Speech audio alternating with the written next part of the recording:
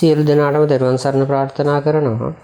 අපි අපේ දරුවෝ සමාජයට දායාද කරන්න නොදන්නවා වුණාම අපි දරුවෝ ලෝකයට දුන්නට වැඩක් නැහැ. ඒ දරුවෝ ලෝකේ රකින්න, ලෝකේ ආරක්ෂා කරන දුවා දරුවෝ වෙනවට වඩා ලෝකේ නසන, ලෝකේ විනාශ කරන අපරාධකරුවන් වීම අපිට කිසිසේත් වෙනස් කළ නොහැකි ධර්මතාවයක්. යම් කිසි කෙනෙක් අධ්‍යාපනයට මුල් තැන දීලා ಗುಣධර්ම පැත්තට දරුවා යොමු නොකර සමාජගත කිරීමේ ඛේදවාචකයට අද සමස්ත සමාජයේම මුහුණ දීලා තියෙනවා. දරුවෙක් ඉගෙනගත යුතුයි. පළමුවෙන් ඉගෙනගත යුත්තේ ಗುಣධර්ම. ගෙදර අම්මට තාත්තට කීකරු නැති, වැඩිහිටියට සීයට ආච්චිට කීකරු නැති, ගරු නොකරන දරුවන්ගෙන් සමාජයට ලැබෙන්න ඕනේ දේ අද ලැබෙමින් පවතිනවා. ඒ දෙමව්පියන්ට කඳුල සුසුම දායාද කර දීමම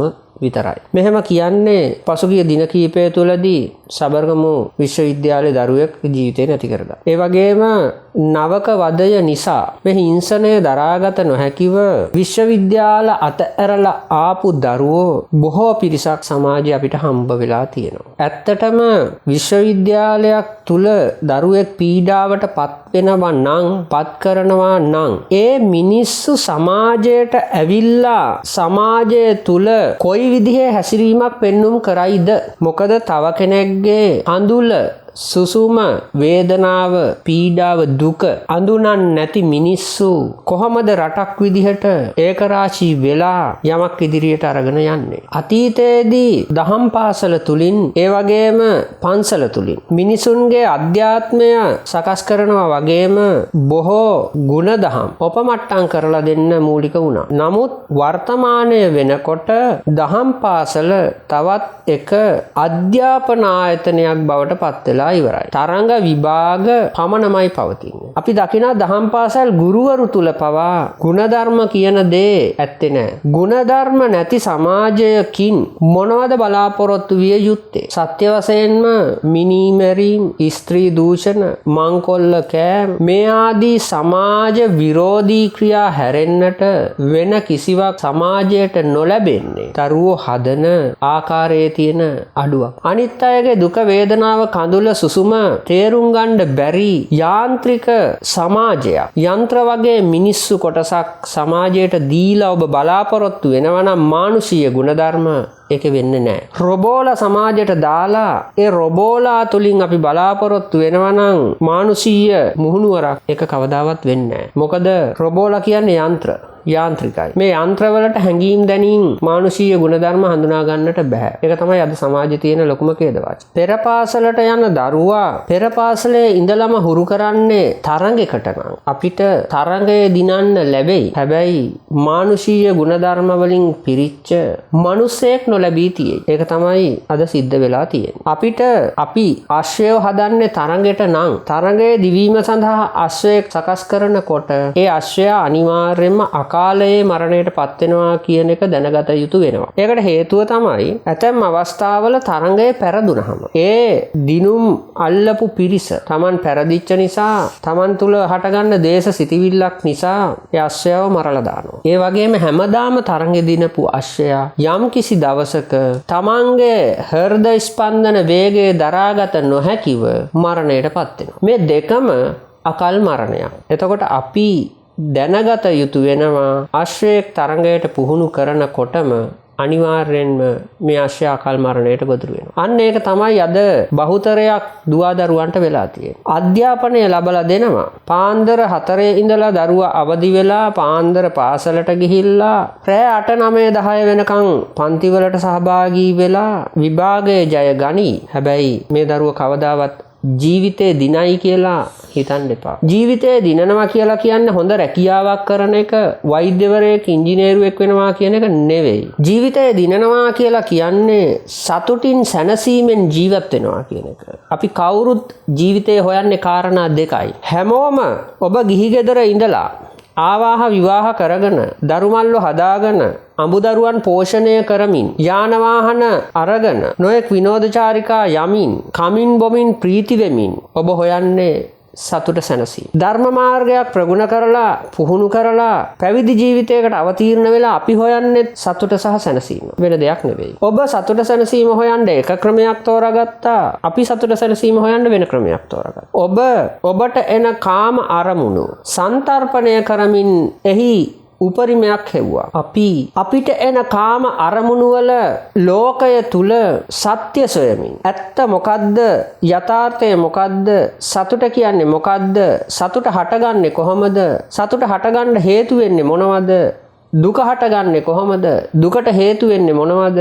දුකින් නිදහස් වීමේ මාර්ගය මොකක්ද? භාග්‍යවතුන් වහන්සේ දුකින් මිදීම ගැන දේශනා කරේ කුමක්ද? ඒ සඳහා දේශනා කළ වැඩපිළිවෙල මොකක්ද? මේ ටික සොයමින් දුකින් නිදහස් වීමේ වැඩපිළිවෙලක් අපි හෙව්වා. අපි හෙව්වේ සතුට සහ සැනසීම. දුකින් නිදහස් වීම කියලා කියන්නේ සතුටින් සහ සැනසීමෙන් ජීවත් වීම. ඔබ දුකේ ගැලෙමින් ලෝකය ඇත්ත කරගන්නට උත්සාහ කරමින් ලෝකයේ තියෙන සියල්ල සත්‍යයයි සිතමින් ලෝකයේ ඇසෙන් කනෙන් නහයෙන් දිවෙන් කයෙන් මනසින් ලබා ගන්න අරමුණු සත්‍ය කර ගන්නට ඔබ උත්සාහ කරා. නමුත් ඒක කවදාවත් ඔබට ලැබුණේ නැහැ. ඔබ මරණයට පත් වෙන්න ආසන්න මරණාසන්න පුද්ගලයෝ 1000ක් ලක්ෂයක් ළඟට ගිහිල්ලා ඔබ සංගණනයක් කරන්න ඒ අය ජීවිත කාලය තුල හෙව්වේ මොකද්ද කියලා. හැමෝම ඔබට උත්තරයක් දෙයි. ඒ දෙන උත්තරේ ඇතුලේ ඔබ ගලපලා බලන්න ඒ අය හොයලා තියෙන්නේ සතුට සහ සැනසීම නෙමෙයිද කියලා. හැබැයි ඔබ ඇහැව්වොත් ඒ අය බලාපොරොත්තු වෙච්ච අරමුණ අද වෙනකොට ඉෂ්ට වෙලා තියෙනවද කියලා ඒ අය පිළිතුරක් දෙයි. නෑ.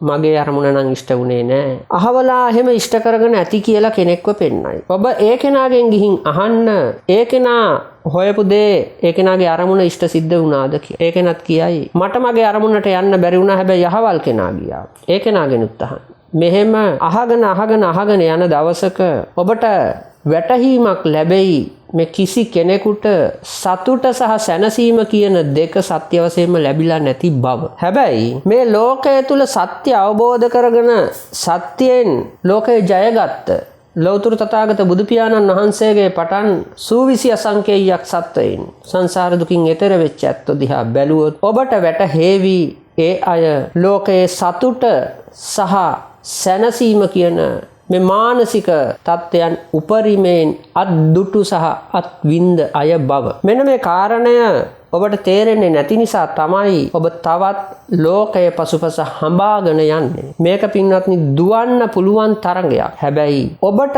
කොපමණ හති වැටුණත් ඔබ කොපමණ දුරක් දිව්වත් ඔබ කෙතරම් වෙහසක් උත්සාහයක් ගත්තත් ඔබට කවදාවත් මේ ජීවිතය කියන තරඟය තුල දිනුම් කනුවක්. එහෙම නැත්නම් ඔබේ අරමුණු සාක්ෂාත් කර ගැනීමක් ඔබ සොයන්නා වූ උපරිමයට යෑමක් ඔබට කවදාවත් ලැබෙන්නේ නැහැ. ඒකට හේතුව තමයි ඔබේ බලාපොරොත්තු, ඔබේ අපේක්ෂාව ඔබ ලං කර ගන්නකොට ඔබ තුල වෙනත් අපේක්ෂාවක් දලුලා වැඩෙනවා. මේකට පුංචි උදාහරණයක් කිව්වොත් පයින් යන කෙනාට හිතෙයි පාපැදියක් තියෙනවා නම් හොඳයි කියලා. පාපැදියක් තියෙන කෙනාට හිතෙයි යතුරු පැදියක් තියෙනවා නම් හොඳයි. යතුරු පැදිය තියෙන කෙනාට හිතෙයි ත්‍රිරෝධ රථයක් මෝටර් රථයක් තියෙනවා නම් හොඳයි කියලා. මෝටර් රථයක් ගත්ත කෙනාට හිතේ ඊට වඩා හොඳ වර්ගයේ ලෝකේ තියෙන හොඳම මෝටර් රථය. ඒක ගත්ත කෙනාට හිතෙයි ඊට වඩා දෙයක් ගුවන් යානයක්. ගුවන් යානය ගත්ත කෙනාට හිතෙයි හඳට යන්න, අඟහරුට යන්න. එහෙම නැත්නම් අර පසුගිය කාලේ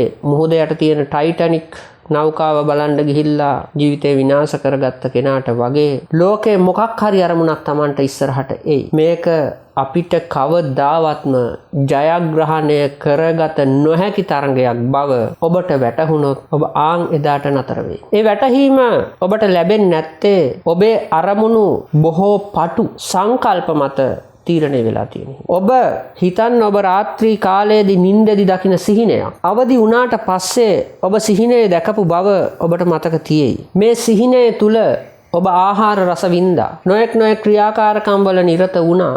හැබැයි ඒ කිසිවක් අවදි වෙන වෙලාවේදී ඔබ ළඟ ඇත්තටම නැහැ. ඔබ සිහිනයක හිටිය බව ඔබ දන්නේ ඔබ අවදි වෙච්ච නිසා. ඔබ අවදි නොවි හිටියොත් ඔබට ඔබ සිහිනයක හිටිය බව වැටහෙනවද? පින්වත්නි, මේ මායාකාරී ලෝකයක් ආයතන 6කින් සකස් කරලා දීපු මේ ලෝකය විඥානයේ විසින් සකස් කරලා දීපු මායාව ඔබ උත්සාහ කරන්නේ සත්‍ය කර ගන්නට නම් මේක ඔබට කවදාවත් සත්‍ය කර ගන්නට ලැබෙන්නේ නැති සිහිනයක්ම පමණයි. මෙන්න මේ කාරණේ යම් දවසක ඔබට වැටහුණොත් ඔබට අවශ්‍ය වෙයි බුදුදහම කියන්නේ මොකක්ද කියලා හොයන්න. අන්න ඒ මානසිකත්වයේ වටහා ගත්ත මිනිසුන් තමයි බටහිර රටවල් වල ඉඳලා බුදුදහමට යොමු වෙලා බුදුදහම කියන්නේ මොකක්ද කියලා අද අධ්‍යයනයක නිරත වෙලා මෙහි ගැඹුර හොයන්නේ. ඔබට තාම බුදුදහම පුද පූජා ක්‍රමයක් ඇදහිල්ලක් විතරක් වෙලා තියෙන නිසා ඔබ ලෝකේ ඇත්ත කරගන්නට ගිහිල්ලා සමස්ත ලෝකයම දුකෙන් කඳුලින් වේදනාවෙන් කනගාටුවෙන් පුරව ගන්න පිරිසක් බවට පත් වෙලා තියෙනවා. මෙන්න මේ යථාර්ථය යම් දවසක ඔබට